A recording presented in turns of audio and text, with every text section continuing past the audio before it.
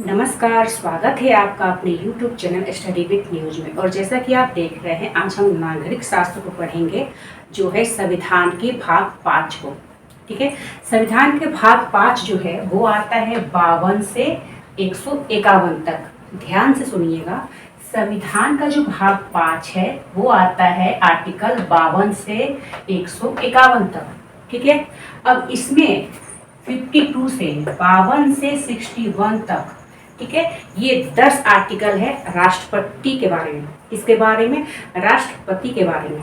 ठीक है, आप इसमें कंफ्यूज नहीं होइएगा। 52 से 61 है आपके राष्ट्रपति के बारे में, उनके निर्वाचन, उनका पद, स्थान, कार्य, ये सभी, उनका जो महाभियोग है, उनके जो कार्य है, उनके जो अधिकार है, ये सभी आपको 52 से 61 तक राष्ट्रपति के बारे में बताएगा। लेकिन जो 52 है और 151, इतनी सारी जो है आर्टिकल, ये मतलब आप कह सकते हैं कि हमारा जो भाग 5 है वो सबसे लंबा है, सबसे इम्पोर्टेंट है। ठीक है, और इसमें आपको केंद्र के बारे में, फिर से सुनिए, केंद्र के बारे में आपको सारी जानकारी मिलेगी। राज्य के बारे में नहीं, केंद्र के बारे में, राष्ट्रपति के बारे में, संसद के बारे में। ठीक है, फिर आप जो न्यायालय है उसके बारे में। ठीक है, ये सभी आपको जानकारी आपको संविधान के भाग 5 में पूरी तरह से मिल जाएगी। तो ये इसलिए ये जो भाग है वो काफी लंबा है, सबसे ज्यादा इम्पोर्टेंट भी है। ठीक है, तो हमने अपने पिछले पार्ट में पढ़ा था जो 10 आर्टिकल है राष्ट्रपति के बारे में, हमने उसे कैसे याद किया था, पकानी, कोका, डियो, दशम, ऐसे याद किया था ना हमने। पकानी से हो गया था पद, जो कि ब्रिटेन से लिया गया है। देखिए, अमेरिका के जो राष्ट्रपति है ना, उन्हें काफी अधिकार मिले हैं, काफी उन्हें पावर दिया गया है। लेकिन जो भारत के राष्ट्रपति है उनको उतना महत्व नहीं दिया गया है, उतने उन्हें कार्य नहीं दिया गया है। ये सारे कार्य महत्व हमारे देश के प्रधानमंत्री को दिया गया है। इनका जो पद है ना वो ब्रिटेन के राजा रानी की तरह है। फिर हमने जाना कार्यपालिका के बारे में कि जो राष्ट्रपति है, कार्यपालिका उनके लिए औपचारिक प्रधान है राष्ट्रपति। कार्यपालिका में राष्ट्रपति जो है वो औपचारिक प्रधान है।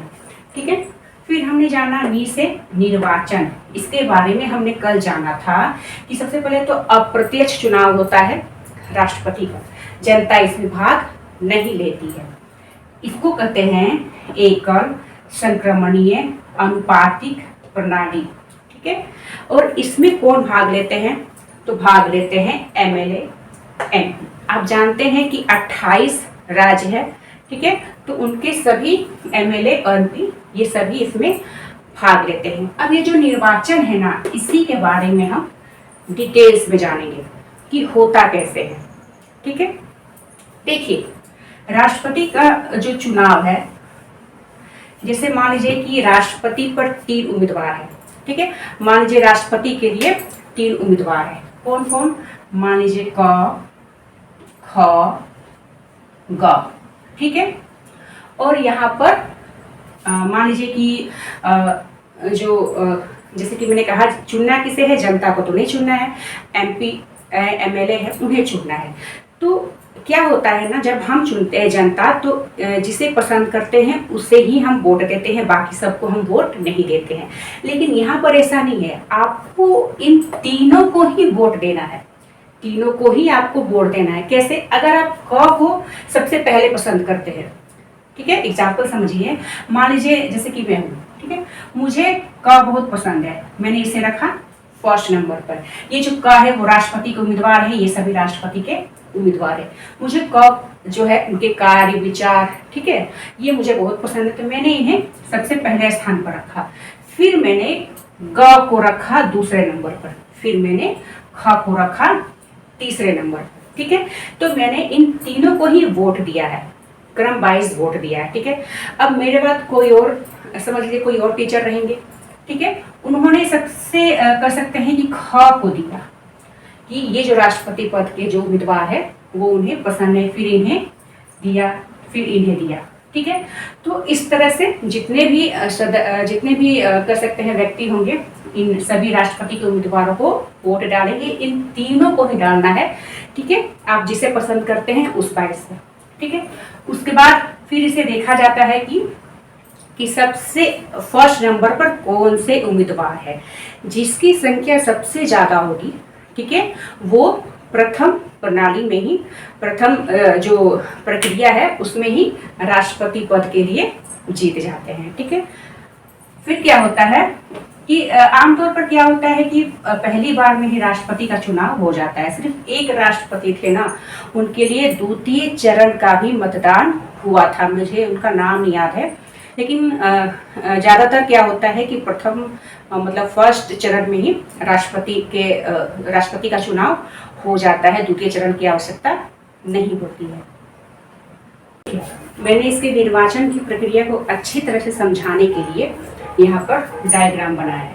देखिए, राज्य के कानून बनाने के लिए, राज्य में कानून बनाने के लिए विधान मंडल होता है। ठीक है, विधान मंडल। देश में कानून बनाने के लिए होता है आपका संसद। ठीक है, क्या होता है? संसद। राज्य का जो विधान मंडल होता है वो दो भागों में बटा हुआ है। कौन कौन? विधान सभा, विधान परिषद। ठीक है, देश में कानून बनाने के लिए संसद होता है, वो भी दो भागों में बटा हुआ होता है, राज्यसभा, लोकसभा। ठीक है, तो अब देखिए, अब देखिए हमारा सवाल यह है कि राष्ट्रपति के अप्रत्यक्ष चुनाव में क्या ये चारों भाग लेते हैं? तो ऐसा नहीं है। कौन कौन भाग लेते हैं? तो राज्यसभा, लोकसभा, ये दोनों ही राष्ट्रपति के चुनाव में भाग लेते हैं। फिर है विधानसभा। तो जी हाँ, विधानसभा के भी जो सदस्य होते हैं वो राष्ट्रपति के चुनाव में भाग लेते हैं, क्योंकि आप जानते हैं 28 राज्य हैं, सभी राज्य में आपका विधानसभा है, तो ये भाग लेते हैं। लेकिन जो विधान परिषद है ना, वो सिर्फ और सिर्फ 6 राज्यों में है, 28 राज्यों में नहीं है।